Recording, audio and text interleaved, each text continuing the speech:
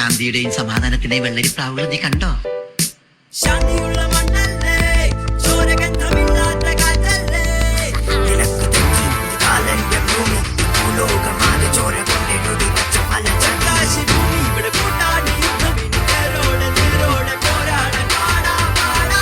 നമ്മൾ ഇവിടെ കണ്ടത് സമാധാനത്തിന്റെ പ്രാവുകളല്ല, അക്രമത്തിന്റെ കഴിവ്.